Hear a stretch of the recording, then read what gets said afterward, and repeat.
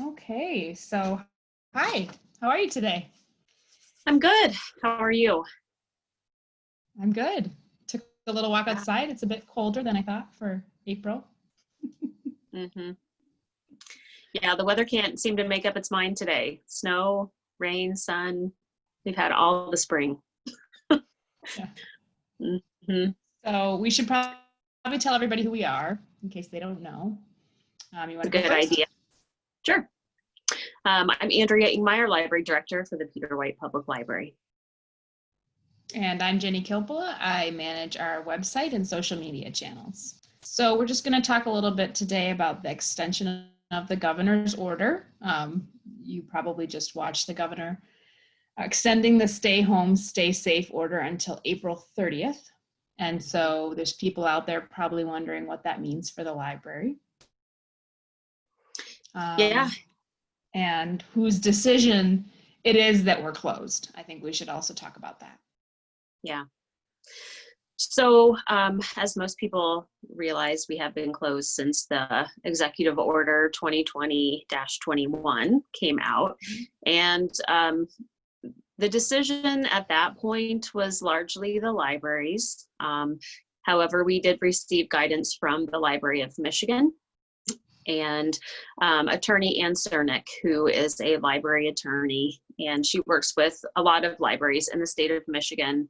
And at that time, when the stay-at-home order went live, it was recommended that libraries cease all library operations that were not essential to just the bare bones of running the library. And that really does mean paying bills, making sure that the HVAC system is functional, and that there aren't any building problems. It really is that short of a list, because that executive order referenced activities that are essential for life and the essential operation of the building.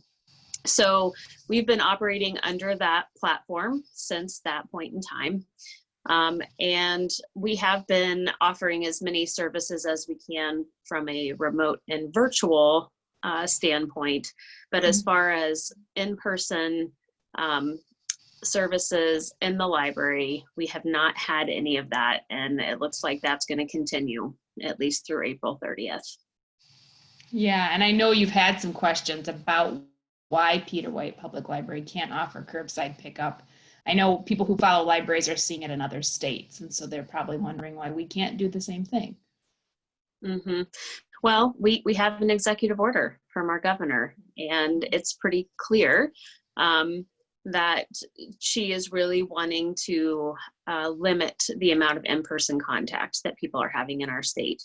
And I know it's hard when we aren't seeing the number of cases as some of the more metro areas to understand that it's as important for our community as it is in large cities. But you know, the fact of the matter is we don't want anyone getting sick on our staff. We sure don't want our staff infecting anyone from the public.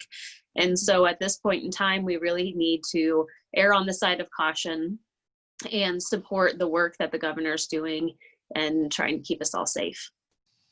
Yeah, and I know you mentioned to me the other day that we've put more money in the budget for ebooks, that we're going to be buying more because we do know that people are using those virtual services. Yeah. We initially we committed $1,000 a month in additional Overdrive materials. And we've also, since then, we've also increased how much we're putting in towards Canopy, the movie streaming service. We are seeing an uptick in usage for Canopy. So we're increasing the revenue that we're putting into those two resources primarily because the other resources are basically a one fee platform. So we're not paying per title like we do with Overdrive and Canopy. So we are putting as much financial resources as we can into those platforms to make sure that when you go to look for something, there's something there to find. I know Overdrive and Libby has some pretty long waits. I know I was looking for a book the other day and I was told I could get it in 10 weeks. And I thought, well, okay, that's fine. It's really hard to make sure that every item is available when we would like it to be with Overdrive, because titles are very expensive in that platform, but we are putting as much money as we can into it. Okay. And for people watching who might not have heard, the library board last week, it's been a week now, or longer, a week and a half, voted in favor of paying library staff during the shutdown. And I just wanted to see what your thoughts were on that. I think it's really important. And you know, I think it's important from a couple of perspectives. First of all, the library has a budget for the year, and we are very in the uniquely fortunate position at this moment that where we have our revenue in place. And that's something that the library has not been able to say for a long time. And it brings me great pleasure to be able to say we actually have money in place to do this. And so I think it's really important that we do it. There are if you listen to the governor's press release today, she gave numbers on the number of people signing up for unemployment, and it's staggering. It's a 5,000% increase. And that is just really difficult to comprehend how that's going to impact our economy.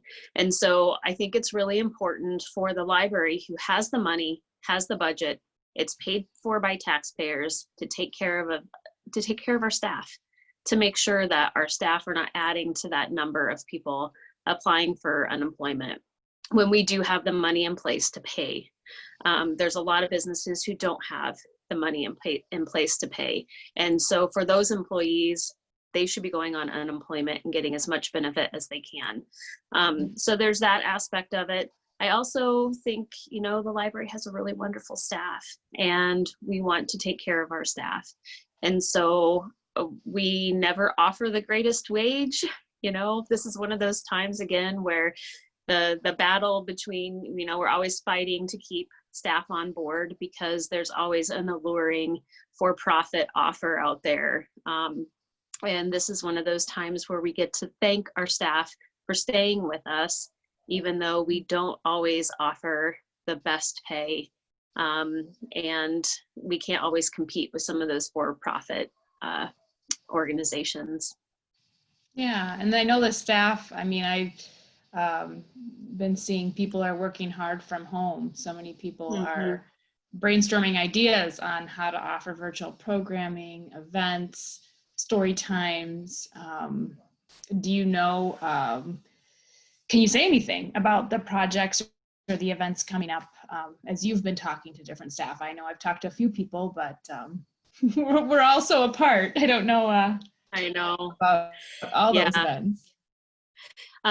Yeah, we have, of course, I'm sure a lot of people have seen the work that Youth Services has been putting out with story times and some online craft demonstrations. We also have had a couple of adult programs. The meditation class with Jeremy Morlock has been carrying on in a digital format. And we've got a few more adult programs coming up that we're going to try and do in a digital format. A lot of our adult programs just don't really translate well to the virtual world. So we're working on how we can be more creative and come up with some new ideas. And Carolyn and I were just talking the other day about potentially some streaming music opportunities that might be coming up. There's already a lot online, so it's kind of weighing, you know, creating our own content when there's already materials out there, and there's a lot of logistics there. We need to find bands, obviously, who are willing to do that with us. So there are a lot of things to figure out, but we are thinking, we're always thinking about how we can offer more to patrons, and in the form of programming, and as well as access to the library. So we have the digital cards now. So folks can sign up for a library card straight from our website without having to come in and show ID and all those steps that we previously required. You can just sign up for a card straight from the website, which a lot of people have been utilizing. That's great. Yeah. And that also gives them access to all those services you were talking about. Because some people, I think, don't always realize that Canopy is free and that Overdrive is free, and downloading those ebooks, those are all covered with your library card through your tax. Right. Yeah, and we have a lot of great online resources outside of just those couple. We have a language learning resource called Mango Languages, and that one's really fun. And I know sometimes language learning sounds a little dry, but for all of us parents who are trying to occupy children who were formerly students in a school district, Right. I'd like to just say there's some fun languages too. Like Mango can teach you how to talk like a pirate, which is really fun, and is maybe some food for entertainment and creative learning outside of just traditional learn Spanish, learn French, learn Finnish. But there's really a lot of resources that we have available through our library's website, and people should check it out. Yeah, I know a lot of people have said, I want to like research my family. And I'm not assuming, because I have children and I'm trying to work from home, that people have extra time right now, but if they wanted to get into that project, I don't. I do not have extra time. But if people wanted to get into an extra project, all those genealogy resources are also available on our website. And like the genealogy page, there's like Michigan specific genealogical stuff. And there's all kinds of things that I've kind of poked around in a little myself. So yeah, there's quite a bit. So you've been working from home in the library. I'm sure there's staff out there who want to know how the building's doing. What's it like to go in there? Well, we have a ghost at Peter White. Really? Well, that is the rumor. And I will say, being there when there's nobody else around is it's a little eerie, perhaps. Sure. But no, the building's fine. Shane, our maintenance department head, has been making sure that all of the seasonal HVAC work is done. So up until about, this week, none of our air handlers were running. So it was about 85 degrees in the building. And it's just because the sun was out, and that's just what happens with all of our windows. So he turned on the air handlers this week, and it's a much more tolerable temperature at this point. But it is really lonely in the library. It's not the bustling happening place that it should be, and it's not much fun to be there, actually. But we go in and make sure that the bills are paid and that everything's functional. But that's as much as we're spending time in the library too. We are working from home primarily. Right. Yeah, and working on a lot of fun projects. I mean, I feel like librarians, maybe people don't realize how far out we plan 6 months, 9 months in advance for a lot of programs. So, we're thinking in the long term to bring projects to people. And so it does feel really hard right now. A lot of people on our Facebook page have said, I want to be there. I miss it. I miss all of you. And it's hard on everybody, all of us too. Yeah, it really is.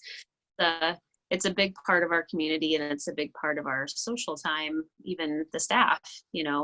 When we had our staff meeting, was that last Friday? Yeah. I think last Friday. It was so nice to see everybody's face, even though it was on a screen, because, I've been in touch a lot with our department heads, of course, as we move through this process, but it'd been a really long time since I'd seen some of our staff, and it was so nice to just see their face. Just that small thing, it's hard to not have the library as a part of what we're doing right now, but we'll be back. Yeah. So how is it going working from home? The internet is full of funny things of people working at home. And I feel like I could fill a journal with them because I have 3 small children and they're active.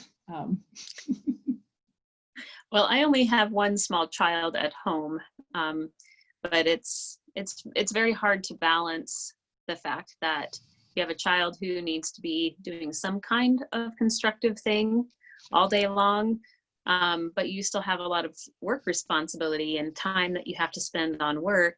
And you know, my husband is obviously not working right now and furloughed, and so we're kind of all in each other's space and trying to figure out how we can each get things done within the confines of our space. And it's challenging. It's real challenging. But I'm sure our house is a lot quieter than yours, Jenny, with your 3 little ones. Yeah, it doesn't stop from the time I wake up. It just is loud all day. It's Yeah. Yeah. But it's fun. They're mostly every single day, no matter I'm working, I'm standing at the computer working, and my husband's also working from home. So we have 2 office spaces. And so I'm kind of out in an office area where I can hear all the goings on of the kids when I'm working in. Our son, who's almost 2, brings me his shoes often. He says, out. Yeah. It's time. I've been in here too long. And they, you know, they routinely Zoom bomb any meeting that I'm trying to have. So I had to lock the office door because I don't trust them. Right. Yeah. Yeah. I have a sign on it. And even then, they have figured out how to pick it. Yeah. Yes. Yeah. So, well, is there anything else that you want people to know? People who come to the library, or staff, or just the community wondering, you know, what's going to happen with the library? I think the biggest thing that we can say right now is our minds are always working. We're always trying to figure out what we can do next. How can we offer more? And as soon as we get the ability to do so, we will be engaging with the public again. What that looks like, I just really can't say at this point. It's so hard to know what re-entry looks like. I feel like it'll probably come in stages, and we'll have to try something for a little while, make sure that's working okay, try something else. I know I've had a lot of patrons ask about curbside pickup, and we were actually implementing that right before the executive order came out. We had started calling people to get them to come in and pick up their holds in the parking lot. So we have kind of an idea of how that's going to work. And as soon as we're able to do that, it is our intention to get that off the ground. But until the stay-at-home order is lifted, we just can't offer that service, that in-person service. But it's in our minds, and it's on the table, and we have an idea of how it will work. Of course, a lot of the grocery stores are helping us figure out the logistics because they're offering a lot of that service right now too.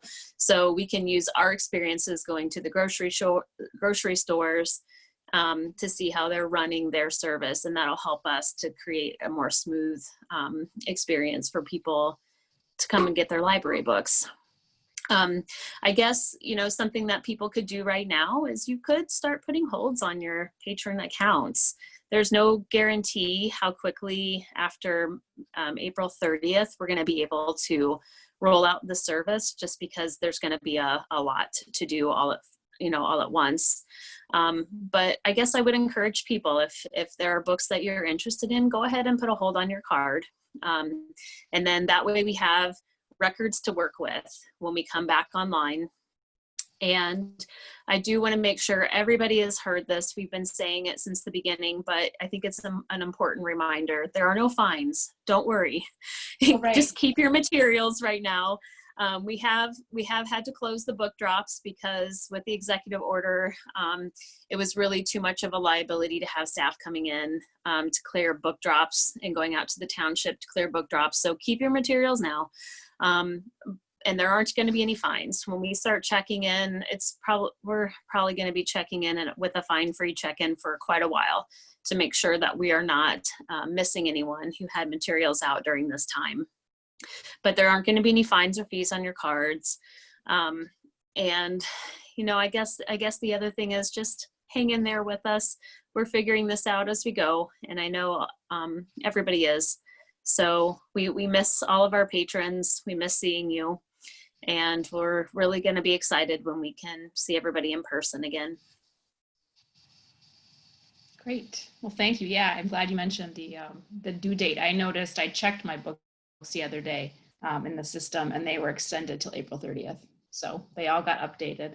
That was nice. Mm-hmm. So, yeah. Great. Well, thank you. I'm happy to hear today about what we can look forward to from the library going forward and those programs. And yeah, I hope we can do some virtual programs to tune into, and we'll let them know on our website. They can always go to our website for all that information, how to get a hold of us, what we have. We have a list of resources, local, state, and federal resources for COVID-19 if you have questions even about it, because some people are still looking for that information. So pwpl.info is our website. So thank you so much. And thank you, Jenny. We'll talk again soon. Yeah. Okay. Bye, everybody.